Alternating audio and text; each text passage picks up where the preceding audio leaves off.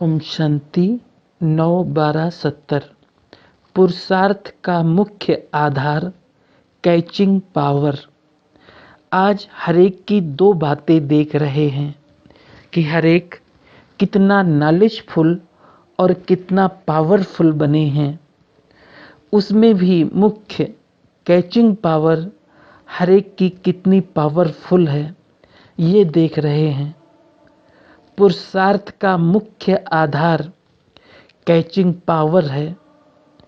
जैसे आजकल साइंस वाले आवाज़ को कैच करने का प्रयत्न करते हैं, लेकिन साइलेंस की शक्ति से आप लोग क्या कैच करते हो? जैसे वो बहुत पहले के साउंड को कैच करते हैं, वैसे आप क्या कैच करते हो? अपने 5000 वर्ष पहले के दैवी संस्कार कैच कर सकते हो? कैचिंग पावर इतनी आई है, वो तो दूसरों की साउंड को कैच कर सकते हैं। आप अपने असली संस्कारों को सिर्फ कैच नहीं करते, लेकिन अपना प्रैक्टिकल स्वरूप बनाते हो। सदैव यही स्मृति में रखो कि मैं यही था और फिर बन रहा हूँ।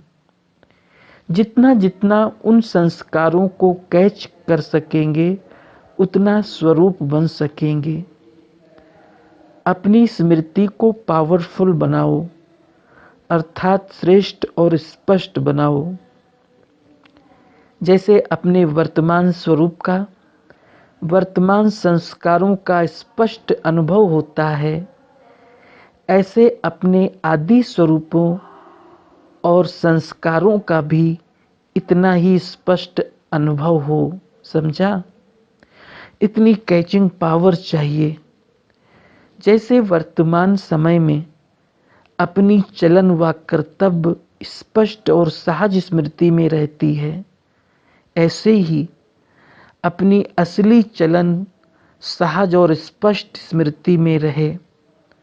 सदैव यही दृढ़ संकल्प रहे कि ये मैं ही तो था। 5000 वर्ष की बात इतनी स्पष्ट अनुभव में आए जैसे कल की बात। इसको कहते हैं कैचिंग पावर।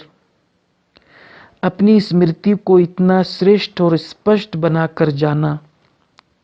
भट्ठी में आए हो ना, सदैव अपना आदि स्वरूप और आदि संस्कार सामने दिखाई दे। अपनी स्मृति को पावरफुल बनाने से वृत्ति और दृष्टि स्वतः ही पावरफुल बन जाएगी। फिर ये कुमार ग्रुप क्या बन जाएंगे? अनुकुमार अर्थात अनोखे। हर एक के दो नैनों से दो स्वरूप का साक्षात्कार होगा। कौन से दो स्वरूप? सुनाया था ना कि निराकारी और दिव्य गुणधारी, फरिश्ता रूप और दैवी रूप। हर एक ऐसे अनुभव करेंगे, वह हर एक से ऐसा अनुभव होगा जैसे कि चलता फिरता लाइट हाउस और माइट हाउस हो। ऐसे अपने स्वरूप का साक्षात्कार हो। जब 5000 वर्ष की बात को कैच कर सकते हो, अनुभव कर सकते हो, तो इस अंतिम स्वरूप का अनुभव नहीं होता है। अभी जो कुछ कमी रह गई है, वो भर कर ऐसे अनुभवी मूर्त बन कर जाएंगे, तो देखना कभी कोई कमी ना रह जाए। भट्ठी से ऐसा परिवर्तन करके जाना। जैसे कभी कभी सत्युगी आत्माएं जब प्रवेश होती हैं, तो उनको इस पुरुषार्थी जीवन का बिल्कुल ही नॉलेज नहीं होता। ऐसे आप लोगों को कमजोरियों और कमियों की नॉलेज ही मर्ज हो जाए। इसके लिए विशेष इस ग्रुप को दो बातें याद रखनी है। दो बातें दो शब्दों में ही है। एक गेस्ट हाउस, दूसरा गेट आउट, अर्थात बाहर निकलना है और आगे के लिए अंदर आने नहीं देना है। दूसरा, इस पुरानी दुनिया को सदैव गेस्ट हाउस समझो, फिर कभी कमजोरी व कमी अनुभव नहीं करेंगे। सहज पुरुषार्थ है ना, इस ग्रुप को कमाल कर दिखानी है, इसलिए सदैव लक्ष्य रखना है कि अब फिर 21 जन्म के लिए रेस्ट करना है। लेकिन अभी 1 सेकंड में भी मनसा वाचा कर्मणा सर्विस से रेस्ट नहीं, तब ही बेस्ट बनेंगे। समझा? क्योंकि ये है hard worker group. Hard worker group में रेस्ट नहीं, कभी रेस्ट नहीं करता और वेस्ट नहीं करता। इसलिए इस हार्ड वर्कर्स ग्रुप व रूहानी सेवाधारी संगठन को सेवा के सिवाय और कुछ सूझे ही नहीं। ये है नाम का काम, ये भी याद रखना।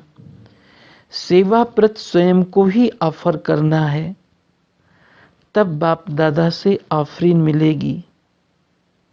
हार्ड वर्कर्स व रूहानी सेवाधारी ग्रुप को ये स्लोगन याद रखना है, समाना और सामना करना हमारा निशाना है। ये है इस ग्रुप का स्लोगन। सामना माया से करना है, ना कि दैवी परिवार से। समाना क्या है? अपने पुराने संस्कारों को समाना है। नॉलेजफुल के साथ साथ पावरफुल भी बनना है, तभी सर्विसेबल बनेंगे। अच्छा, तिलक समारोह देख राज तिलक समारोह याद आता है। अभी ये तिलक संपूर्ण स्थिति में रहने के लिए है, फिर मिलेगा राज तिलक।